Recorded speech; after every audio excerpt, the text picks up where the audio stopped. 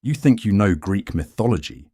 Zeus throws lightning bolts. Poseidon controls the sea. Hades rules the underworld. Hercules is strong. You got it in year 7. You've seen the Disney movie. Here's what they didn't teach you. Zeus didn't start as king.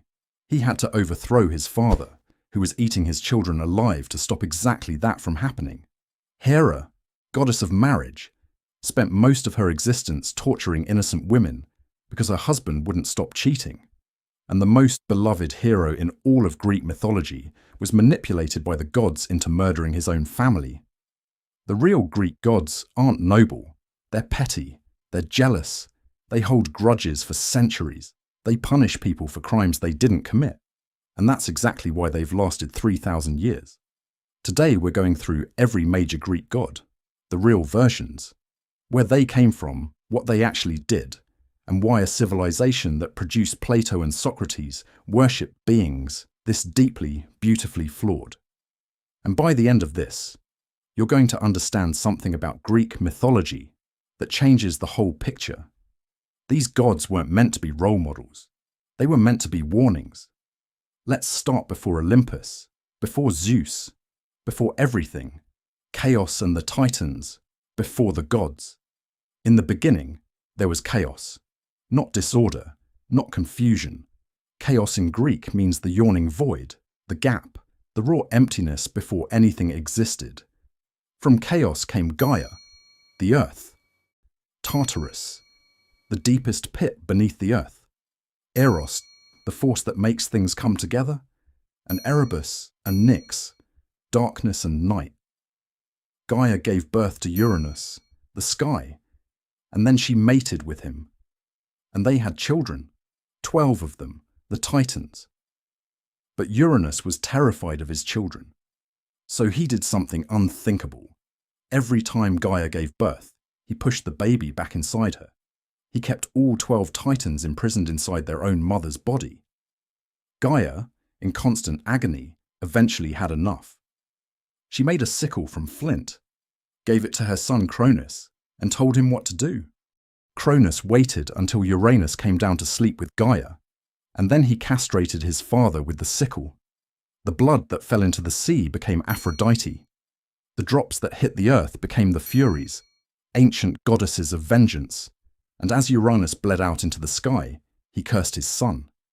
Said one of his own children would do to him exactly what he'd just done. Cronus heard the curse, and decided to solve the problem the most straightforward way he could think of. Cronus became king of the Titans, married his sister Rhea, started having children, and then ate every single one of them. His father's curse was in his head. So each time Rhea gave birth, Hestia, Demeter, Hera, Hades, Poseidon, Cronus swallowed them whole. They survived inside him. Immortal gods can't die, but they couldn't get out either. When Rhea became pregnant with Zeus, she had a plan. She wrapped a stone in swaddling clothes and handed it to Cronus. He swallowed it without looking. She hid Zeus in a cave in Crete where nymphs raised him. Zeus grew up, came back, tricked Cronus into drinking an emetic, something that made him vomit. Out came all 5 siblings, fully grown, furious. The war that followed lasted 10 years. Zeus and his siblings versus the Titans. It ended when Zeus freed the Cyclopes from Tartarus, where Uranus had imprisoned them. Grateful, they gave him the thunderbolt, the weapon that won everything. Cronus was overthrown. The 3 brothers drew lots for their domains. Zeus got the sky, Poseidon got the sea, Hades got the underworld. Gaia, the earth, was shared. Zeus became king, and immediately started making the exact same mistakes his father and grandfather made, just in a different direction. Hera is one of the most misunderstood figures in all of mythology. She's called the goddess of marriage, of family, of women. She's Zeus's wife and queen of Olympus, and she spends most of Greek mythology making the lives of innocent women absolutely unbearable. Here's the thing people get wrong about Hera. She's not a villain. She's a wronged woman with divine power and no legal recourse. Zeus cheated on her constantly, with mortals, with nymphs, with other goddesses. He transformed himself into animals, rain, fire, whatever it took. And every single time, Hera couldn't punish Zeus directly. He was king, so she punished the women instead. Io turned into a cow and tormented by a gadfly for years. Callisto turned into a bear, then nearly killed by her own son. Semele tricked into asking to see Zeus in his true divine form, which incinerated her instantly. Hera did all of this, and we call her petty for it. But think about what her life actually was. Trapped in an eternal marriage to someone who humiliated her publicly, constantly, for 3,000 years. Unable to leave. Unable to confront him directly. Using the only power available to her. The Greeks didn't see Hera as a villain. They saw her as a warning about what powerlessness does to people who deserve better. If Zeus is thunder, Poseidon is the thing that comes before it. That low-pressure feeling. The sea going still. He's the god of the sea, of earthquakes, of horses. The Greeks called him Earthshaker because they believed earthquakes happened when he struck the ground with his trident. Poseidon is volatile in a way Zeus isn't. Zeus has cunning. Poseidon has rage. He once competed with Athena for the patronage of Athens. Each had to give the city a gift. Poseidon struck the ground and a saltwater spring burst from the rock. Impressive, powerful, useless. Salt water can't grow crops or quench thirst. Athena planted an olive tree. The Athenians chose Athena. Poseidon flooded the plains in fury. He lost a similar contest for Corinth, for Argos, for Aegina. Every time he lost, he flooded something or sent a sea monster. He's the god who can't lose gracefully. And the ocean reflects that, beautiful, vast, and completely indifferent to whether you survive it. Hades, the most misread god in history. Let's correct the biggest mistake people make about Greek mythology. Hades is not evil. He's not the Greek devil. He doesn't want your soul. He doesn't tempt people into sin. He doesn't even particularly want to be noticed. He's the god of the dead, not death itself. Thanatos handles death. Hades just manages where everyone goes afterward. He's an administrator, a grim, quiet, fair administrator. He rules the underworld from his palace with his wife Persephone. He has a helmet that makes him invisible, which he almost never uses because he almost never leaves. He did abduct Persephone. That's real and it's genuinely dark. He took her without consent, and her mother Demeter's grief caused the first winter. But after that, by the standards of Greek mythology, he was actually a decent husband. He didn't cheat. He didn't betray her. He shared power with her. Persephone became queen of the underworld, and by later myths, she was running it. Hades was feared not because he was cruel, but because he was the one god you couldn't pray your way out of. You couldn't bribe him. You couldn't charm him. You couldn't escape his domain. Everyone ends up there. Eventually, even the gods knew it. Zeus received a prophecy. His first wife, Metis, goddess of wisdom, would bear a son more powerful than his father. Same curse, different generation.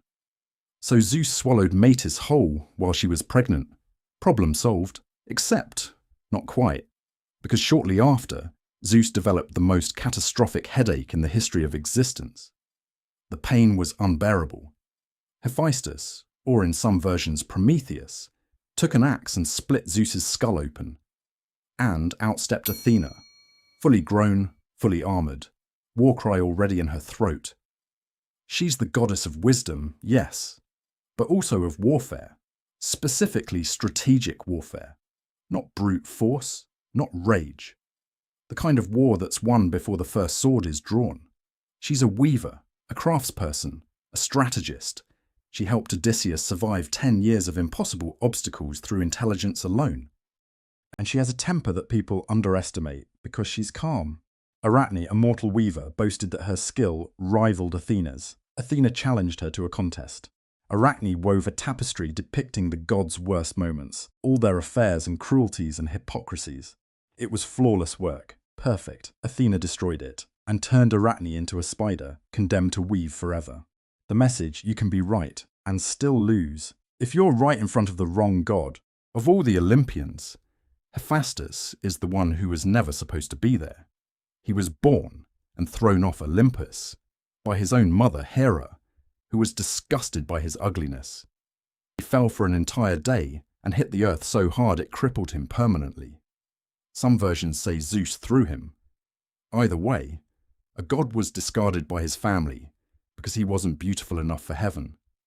He landed among mortals, was raised by them, became the greatest craftsman who ever lived. He built the palaces of Olympus. He forged Zeus's thunderbolts. He made the armor of Achilles. He created Pandora, the first woman, from clay at Zeus's request. He eventually got back to Olympus, and his revenge on Hera was the most elegant thing in all of mythology. He sent her a golden throne as a gift. She sat in it, and invisible chains locked around her. Chains so perfect, so complex, that no god could break them.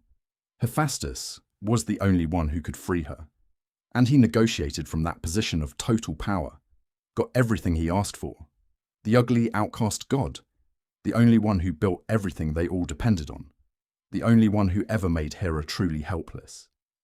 He won, quietly, with craft. And then there's Dionysus, the last god to join Olympus, and the most dangerous one there. He's the god of wine, of theatre, of ecstasy, of madness, of liberation. He's depicted with ivy and grapevines, and a thyrsus, a staff tipped with a pine cone. He doesn't look threatening. That's the point. He was born twice. His mother, Semele, a mortal, was tricked by Hera into asking Zeus to reveal his true form. She was incinerated. Zeus saved the unborn baby by sewing him into his own thigh until he was ready to be born. He wandered the world for years, mad, divine, dangerous, gathering followers wherever he went. His followers, the Maenads, were women who left their homes and families to follow him into the wilderness. They ran through the mountains in divine ecstasy. They tore animals apart with their bare hands. They couldn't be stopped by soldiers or kings. King Pentheus of Thebes tried. He called Dionysus a fraud, banned his worship, imprisoned him. The chains fell off. The prison doors opened. Dionysus walked out. He then convinced Pentheus to disguise himself as a woman to spy on the Maenads. Pentheus agreed, enchanted, unable to resist. The Maenads found him. His own mother led the group that tore him apart, still believing she'd caught a lion. Dionysus is the god of the thing you can't control in yourself, the part that wants to abandon everything and run. He doesn't seduce you. He just opens a door you didn't know was there. Here's the thing. The Greeks were not simple people. They built the foundations of Western philosophy, mathematics, democracy, and theatre. They didn't worship these gods because they didn't know better. They worshipped them because these gods told the truth. Zeus, the most powerful being in existence, couldn't control his own desires. Hera, the goddess of marriage, was trapped in a bad one. Poseidon, master of the oceans, couldn't handle losing. Hades, ruler of the dead, was the fairest god of all, and the most avoided. Every god was a mirror, reflecting something in human nature that the Greeks refused to pretend wasn't there. Power doesn't make you wise. Beauty doesn't make you good. Intelligence doesn't make you kind. Even the gods struggle with what it means to be alive. That's not primitive thinking. That's the most honest theology ever written. 3,000 years later, and we're still telling these stories. Still naming planets after them. Still using their names for psychological concepts. Narcissism, the Oedipus complex, the Midas touch. Still making movies about them. Because they got something right about what it means to be powerful and flawed and alive. If you want more, Slavic gods are next. And we've already done Norse, war gods, Hindu, Celtic, and Japanese. Full library is up there. Drop a comment with your favourite god from this video. I'm genuinely curious which one lands. See you in the next one.